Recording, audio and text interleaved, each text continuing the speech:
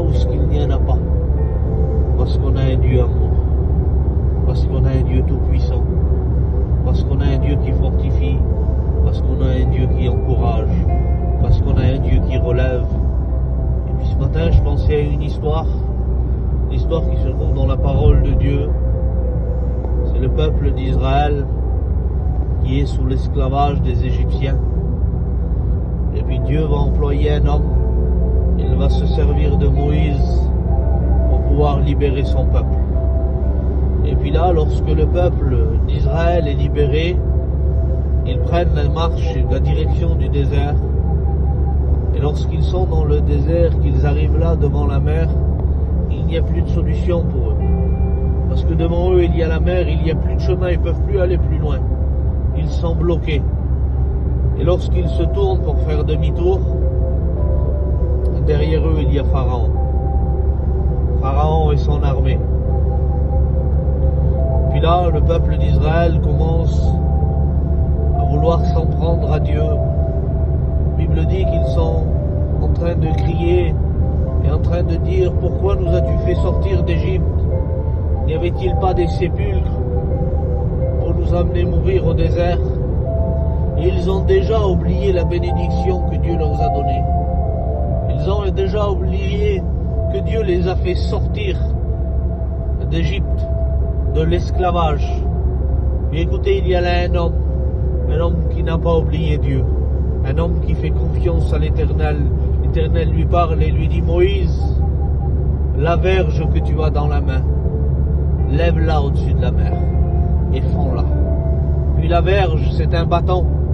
Puis là, lorsque Moïse obéit, il vient placer la verge au-dessus de la mer et il commence à fendre la mer et la mer commence à s'ouvrir et le peuple d'Israël, il commence à traverser la mer à pied sec. Et là, lorsqu'ils passent de l'autre côté de la mer, la Bible dit qu'ils prennent encore la direction du désert. Puis écoutez, ils arrivent à un endroit et cet endroit-là, elle s'appelle Mara. Et puis à Mara, il y a là un point d'eau. Et puis le peuple a soif, le peuple désire boire. Et lorsqu'il s'approche du point d'eau pour pouvoir venir boire, l'eau est tellement amère qu'ils ne peuvent pas la boire. Et la signification du mot Mara, c'est amertume, c'est amer. Et puis parfois c'est comme ça dans notre vie. Parfois dans notre vie il y a de l'amertume, il y a des choses amères qui nous font mal.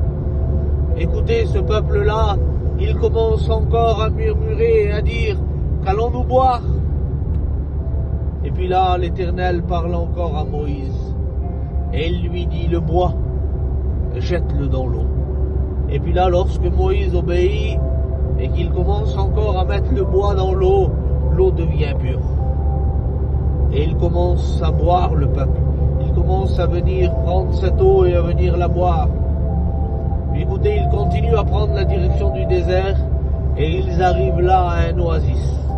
Et un oasis, c'est quelque chose où on va venir se reposer.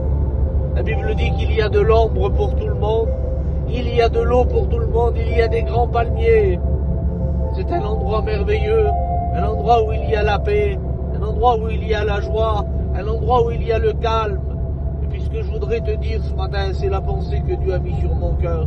Lorsque l'Éternel y parle à Moïse et qu'il lui dit « La verge, le bâton que tu as dans les mains, lève-le au-dessus de la mer et fends-la. » Le mot bâton est traduit par Matèche.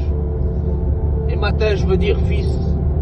Donc en réalité, ça veut dire devant le problème, devant la situation, devant l'épreuve, devant la difficulté qui est difficile, élève le fils. Parce que le fils est la solution à ton problème.